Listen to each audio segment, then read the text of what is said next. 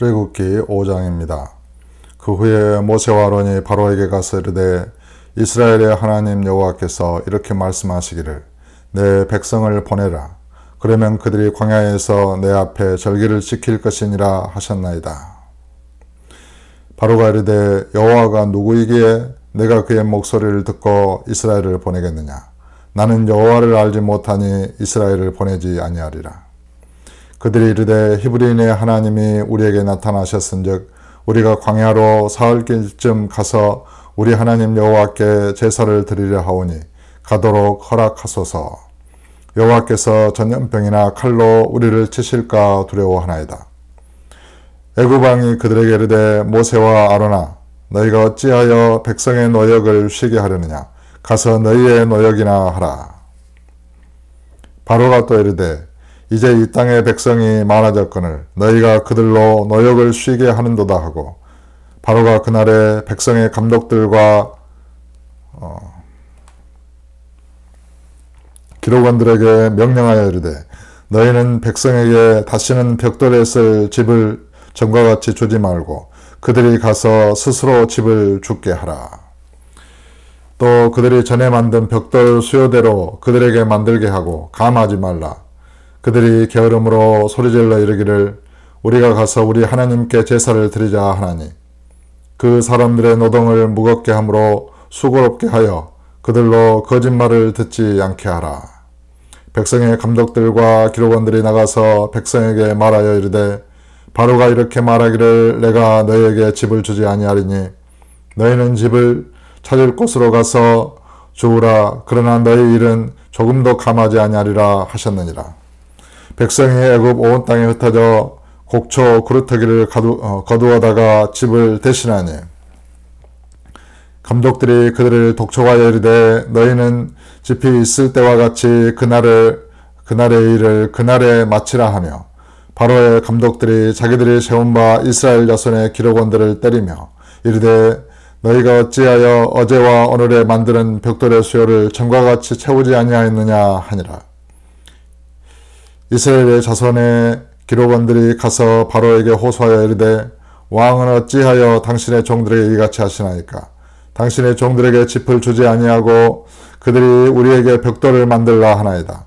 당신의 종들이 매를 맞사오니 이는 당신의 백성의 죄니이다. 바로가 이르되 너희가 게으르다.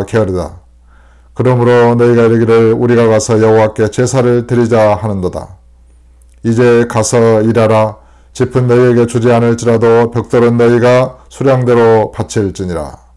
기록하는 일을 맡은 이스라엘 자손들이 너희가 매일 만드는 벽돌을 조금도 감하지 못하리라 함을 듣고 화가 몸에 미친 줄 알고 그들이 바로를 떠나 나올 때에 모세와 아론이 길에 서 있는 것을 보고 그들에게 이르되 너희가 우리를 바로의 눈과 그의 신하의 눈에 미운 것이 되게 하고 그들의 손에 칼을 주어 우리를 죽이게 하는도다.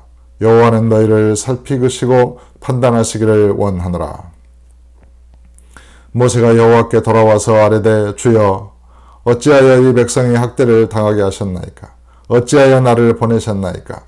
내가 바로에게 가서 주의 이름으로 말한 후로부터 그가 이 백성을 더 학대하여 하며 주께서도 주의 백성을 구원하지 아니하시나이다. 이제 하나님의 가시 떨기나무 불꽃 가운데서 말씀하시는 여호와 하나님의 그런 부르심을 받고 모세는 드디어 자기 가족들을 데리고 애굽으로 돌아갔습니다. 그리고 애굽에서 마중 나오는 아론을 만나고 또 아론과 함께 그런 모든 이스라엘의 장로들에게 여호와 하나님께서 나타나신 일을 말씀했습니다. 그래 이제 그 후에 모세와 아론이 애굽 왕 바로에게 가서 우리가 히브리 하나님이 나타나셨으니 우리가 사흘길쯤 광야로 가서 희생을 드리려 합니다. 우리를 가도록 허락하소서 이렇게 말을 했습니다. 그러나 바로 왕은 여호와가 누구이기에 너희를 보내겠느냐. 나는 그를 알지 못한다. 이제 그렇게 말하니까 여호와께서 전염병이나 또 칼로 우리를 치실까 두렵습니다. 우리를 허락해 주십시오. 라고 모세와 아론이 말을 하지만은 바로 왕은 듣지 않습니다. 그런데 이제 바로 왕이 이 말을 듣고 그 이스라엘 사람들을 더 괴롭게 하는데, 전에는 짚을 주고 벽돌을 굽게 했는데 이제는 그걸 주지 않고 스스로 짚을 구하게 하고 벽돌을 굽게 해서 똑같은 수요대로, 짚을 줄 때와 같이 똑같은 수요대로 벽돌에 수를 이렇게 바치라, 이렇게 명령한 것입니다. 그래 이제 수량이 부족하니까 이스라엘의 기록원들을 때리고, 이런 상황에서 바로 왕의 재차 이제 이스라엘 그런 기록원들이 가서 이렇게 항소를 하니까 바로 왕이 너희들이 게으르다 하면서 짚은 너희에게 주지 않을지라도 벽돌은 너희가 수량대로 바칠지니라. 이제 이 말을 듣고 이스라엘의 기록원들이 화가 자기에게 미친 줄을 이렇게 깨달았습니다. 그리고 이제 그 바로 앞을 나오는데 모세와 아론이 서 있는 거예요. 그 모세와 아론을 이제 그런 원망하는 거죠. 너희가 우리를 바로의 눈과 그의 신하의 눈에 미운 것이 되게 하고 그들의 손에 칼을 주어 우리를 죽이게 하는도다. 여호와는 너희를 살피시고 판단하시길 원하노라. 이제 사흘길쯤 나타나서 광야로 가라고 하는 하나님의 명령과 말씀을 따랐지만은 오히려 이스라엘을 향한 애굽의 핍박은 더 심해진 것입니다. 그리고 이스라엘은 이제 모세와 아론을 원망한 것입니다.